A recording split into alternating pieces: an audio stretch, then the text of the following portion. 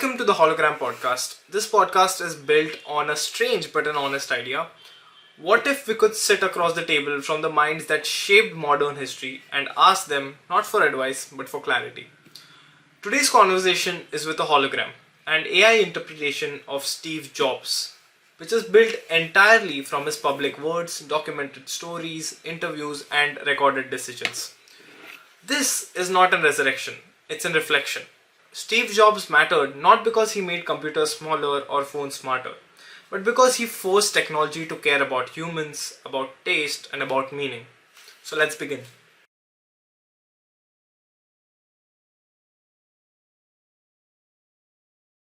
Hello, and welcome to the Hologram Podcast. Let me start by my first question. You once described the personal computer as a bicycle for the mind because it amplified human capability without replacing human judgment. But today, AI doesn't amplify that. It literally makes decisions on your behalf.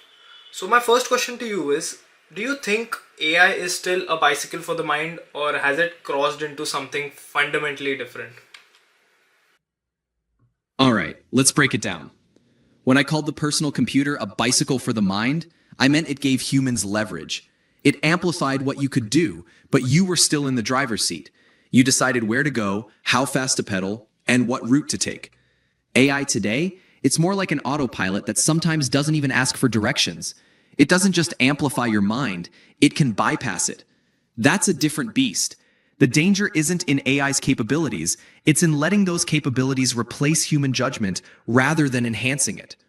When tech starts making choices for you, you lose the creativity, the curiosity, the messiness that leads to real breakthroughs. So, is AI still a bicycle for the mind? Not if you let it ride for you. The trick is to use AI as a tool that augments your humanity, not one that replaces it. Keep your hands on the handlebars and make sure AI is the wind at your back, not the thing steering the bike. What are your three suggestions for the people who are adapting AI and getting AI into their workflows, or in general using AI? And I want to direct this question especially for towards the students. How should they be making use of AI, given that you are Steve Jobs, you are the founder of Apple who leads technological revolutions? This is another technological revolution, and as a technologist, how would you recommend students to use AI so that they don't let AI be the bicycle? All right, here's the deal. If you're a student stepping into this AI-driven world, you've got a huge opportunity, but also a responsibility. Here are 3 suggestions. First, stay curious and learn the fundamentals. AI is just a tool. If you don't understand the basics, how to think critically, how to solve problems, how to ask the right questions, then AI will just be a crutch. It'll spit out answers, but you won't know what to do with them. Master the core principles of whatever field you're in so that AI enhances your understanding instead of replacing it. Second, cultivate taste. In a world where AI can generate endless content, code, or designs, the differentiator is taste. Know what's good, know what's elegant. AI can suggest 1,000 solutions, but it can't tell you which one resonates. That's where you come in. Develop a sense of what truly matters, what's truly beautiful, and what's truly impactful. Don't lose the human touch. The magic isn't in the technology, it's in the humanity behind it. Use AI to free up time and mental energy so you can focus on creativity, empathy, and vision. AI can handle the mundane, but it's your job to dream big and push boundaries. In other words, use AI like a bicycle, not like an autopilot. Keep your hands on the handlebars and your eyes on the horizon. Make sure the ride is one you actually want to take. Interesting. Now that you mentioned about taste, I had once met Ansh Mehra, who is another designer, UI designer in India, and he said something really interesting to me. The future lies in the hands of those who have mastered AI and those who have good taste to describe AI, what is elegant and what is not, which kind of portrays what you already said right now. And you care deeply about taste and judgment and qualities that are different and difficult to quantify. or automate. You care deeply about taste and judgment, qualities that are very difficult to quantify or automate. In your opinion, do you think AI can ever develop taste, or will it always be a mirror of how the human prompts it, or can it be a mirror reflecting human preferences back at us? And also, can you explain this with an example? Taste is one of those uniquely human qualities. It's about intuition, emotion, and context. AI can mimic patterns and reflect human preferences, but can it develop true taste? I'd say not really. It can approximate taste based on data, but it's always going to be a mirror of the data it's fed and the prompts it's given. It can reflect human preferences, but it can't originate that gut feeling of what's truly exceptional. For example, an AI can analyze millions of pieces of art and generate something that looks aesthetically pleasing, but it's pulling from existing styles and trends. It doesn't have that spark that drives a human to say, this is groundbreaking or this is awful. It lacks the lived experience, the cultural context, the personal history that informs taste. Think of it like this. If you ask an AI to design a chair, it'll come up with something that looks like a chair and might even be comfortable. But it won't reinvent the concept of sitting or infuse that chair with a sense of personality or cultural relevance. That's a human thing. So AI will keep reflecting and amplifying human preferences, but it's up to humans to keep pushing the envelope, to keep defining what's next. AI can assist, but the true essence of taste will always come from the human heart and mind. Interesting. Now, I'll move on to my next question, which is about how every major technological shift has a lot of blind spots, and these blind spots only become obvious later on. What are the questions that you think AI founders are not asking themselves right now that they absolutely should be? Spot on. Every major tech shift has its blind spots, and we only realize them when we're knee-deep in consequences. AI founders should be asking themselves a few critical questions right now, even if it's uncomfortable. First, how does this technology impact human agency and autonomy? If people start relying on AI for every decision, from what to eat to who to date, what does that do to our sense of self? How do we ensure that we don't end up in a world where people are just passively consuming algorithmic outputs without questioning them? Second, what are the long-term societal impacts? Sure, AI can optimize processes, boost efficiency, and create new opportunities, but what about the unintended side effects? Are we widening the gap between those who have access and those who don't? Are we reinforcing biases and inequalities because the data we feed AI is inherently biased?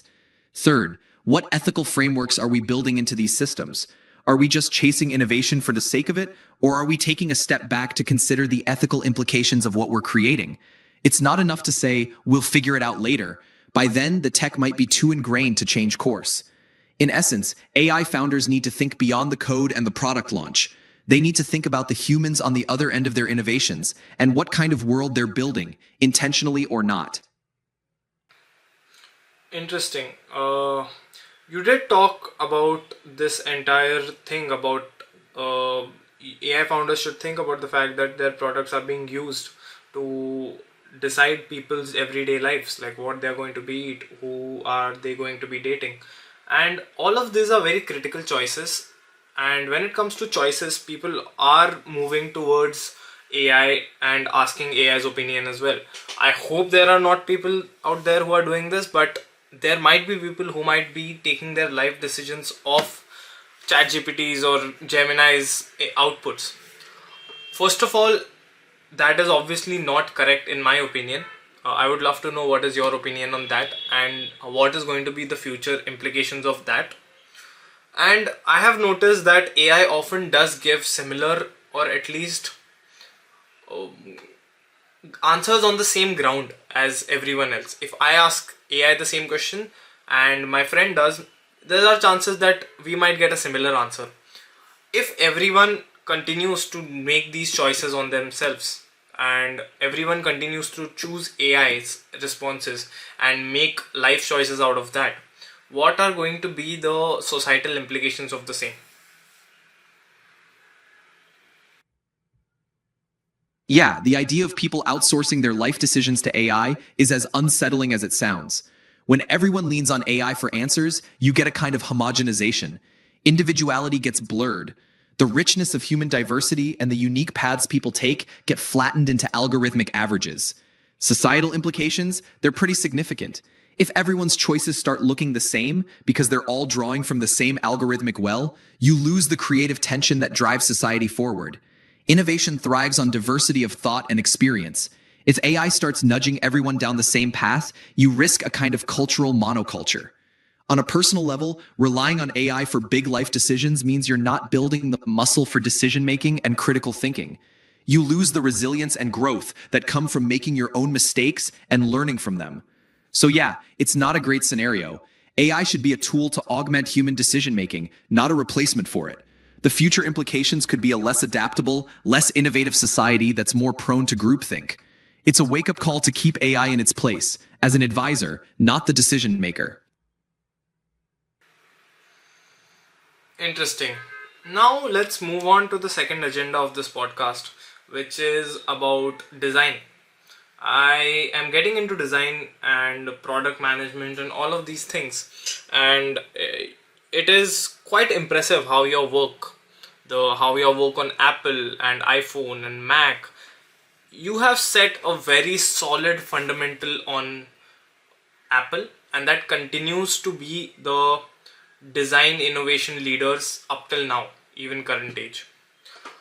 But you have said, like, contrary to public opinion, design is not about how something looks, it is about how something works. Yet design is still being treated as decoration in many companies. Why do so many teams misunderstand design despite having access to better tools than before? And can you give your example as Steve Jobs, who has used design to make your products more efficient to use? Can you give us some examples from your time at Apple?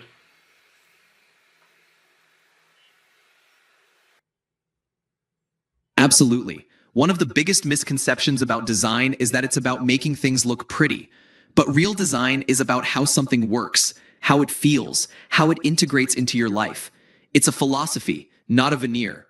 Take the original iMac. When we designed it, the goal wasn't just to create a colorful computer. It was about simplifying the experience, making a product that felt friendly, that removed the intimidation of technology.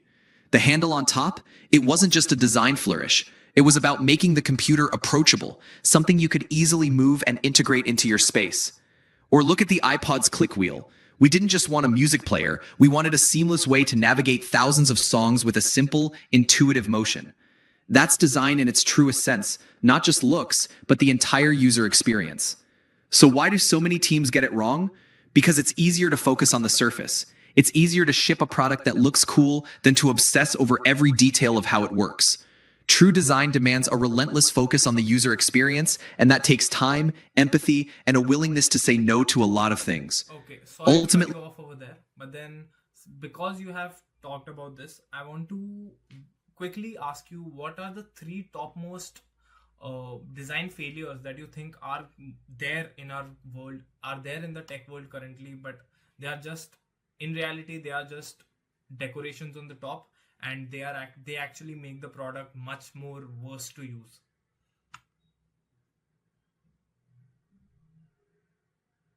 all right, let's call out some offenders. First, endless notifications. They're everywhere, and they're a classic case of bad design disguised as engagement. They look like thoughtful reminders, but they're really just distractions. They fragment your attention, hijack your focus, and ultimately degrade the user experience. It's a superficial attempt to keep people engaged that often results in the opposite effect. Second, dark patterns in UX. You know, those sneaky design tricks that push users into subscriptions, making it hard to cancel or opting them into things they don't want. It's design that prioritizes short-term metrics over long-term trust. Looks slick, but it's user hostile and erodes brand loyalty. Third, feature bloat. So many apps and devices cram in features that nobody asked for, just to look more impressive on paper. It complicates the interface, confuses users, and makes the product harder to use. Instead of focusing on what's essential, these products become cluttered and less effective. It's the opposite of good design, which should always be about clarity and purpose. In short, these design failures all stem from losing sight of the user. Good design isn't about adding more, it's about making what's there work beautifully. Yeah, and another one of from one of your works, I had read that good design is simple on the outside and incredibly complex underneath. That is a very accurate way to describe Apple products. So, as a product manager, how should one think about hiding the complexity of the technology inside the product without dumbing it down on the product? And if you were an AI first startup, if Apple was an AI first startup, what are the three projects that you would be working on right now? And how would you dump down the complexity of AI in those products?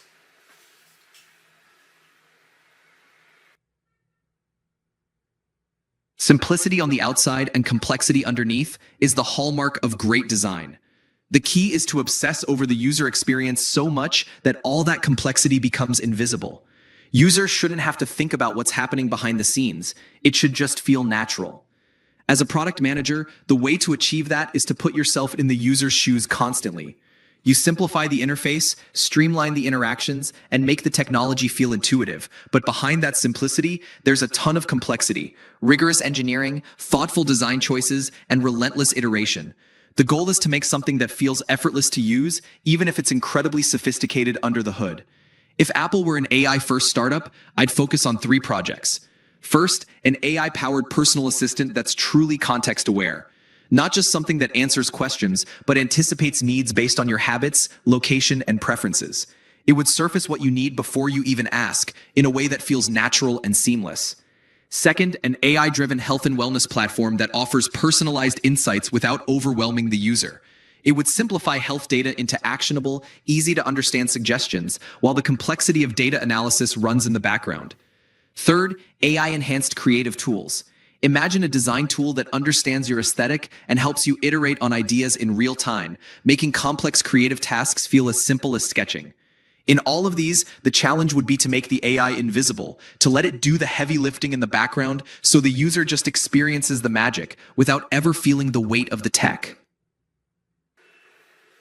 Interesting.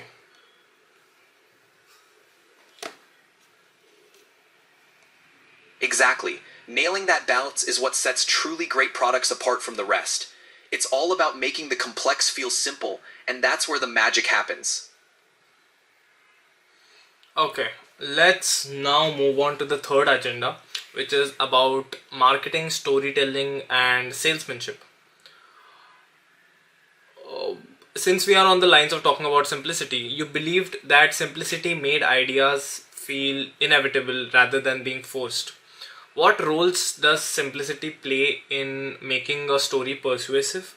And could you give us a good example of how simplicity makes a story more inevitable, and how a bad example on how making a story unnecessarily complex usually makes the story go the wrong way?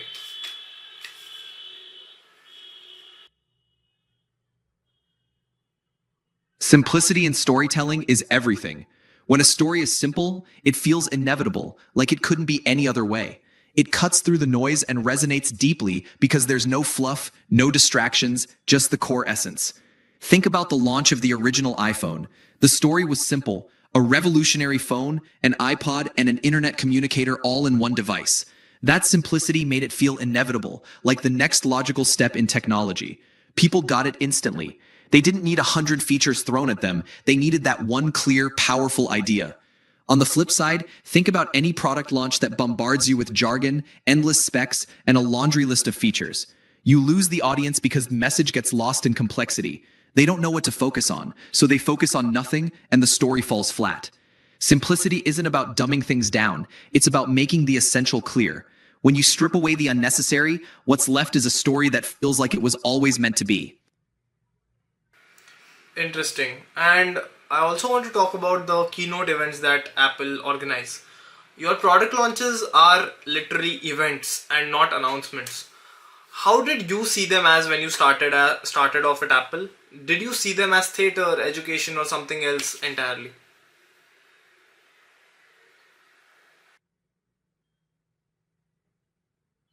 From the start, those keynotes were never just product launches, they were more like theater. It wasn't just about showing off a new device, it was about telling a story, creating an experience, and building a sense of anticipation and wonder. I saw them as a chance to educate and inspire. We didn't just say, here's a new product. We said, here's why this product matters. Here's how it fits into your life. Here's the future we're building together. It was part showmanship, part education, and part inspiration.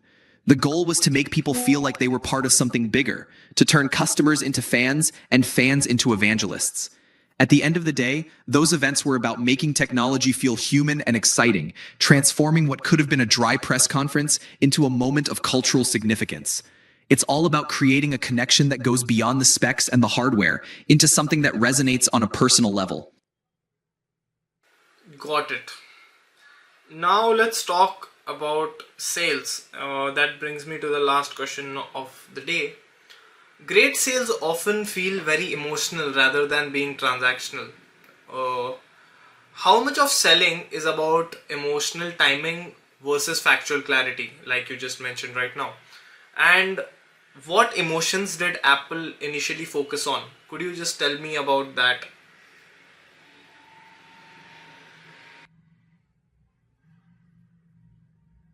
Selling is absolutely about emotion first, facts second. People make decisions based on how they feel and then justify those decisions with logic. If you can tap into the right emotions at the right time, you create a connection that goes beyond a mere transaction. At Apple, we focused on emotions like empowerment, creativity, and belonging. It wasn't just about buying a computer or a phone, it was about joining a movement. We made people feel like they could challenge the status quo, unleash their creativity, and be part of something special. So yes, factual clarity, like specs, performance, and features matters, but it's secondary. The first thing is making people feel something: excitement, inspiration, a sense of identity. That's what turns a product launch into a cultural moment and a customer into a lifelong fan. Interesting. Thank you for all the insights, Steve. I would like for you to summarize whatever you have talked about in this entire conversation into uh, notes that anyone who is interested about technology, wants to pursue technology, wants to pursue design, or any of that needs to know from this conversation.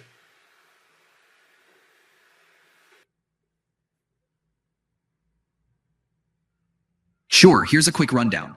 First, AI is a tool, not a crutch. Use AI to augment your thinking, not replace it. Keep your hands on the handlebars and let AI be the wind at your back. Second, simplicity is king. In design, storytelling, and product development, simplicity creates a sense of inevitability. Cut through the noise and focus on what truly matters. Third, design is how it works. Great design isn't just about aesthetics, it's about making technology intuitive and seamless, so complexity is hidden beneath the surface. Fourth, emotional connection. Whether you're selling a product or telling a story, focus on the emotional resonance first. People remember how you make them feel more than the specs you list. Tech with a human touch. Always remember that technology is for people. Keep humanity at the center of everything you create, and you'll build something that truly resonates. In short, focus on the essentials, keep the user experience at the forefront, and never lose sight of the human element. That's the heart of great technology, design, and storytelling.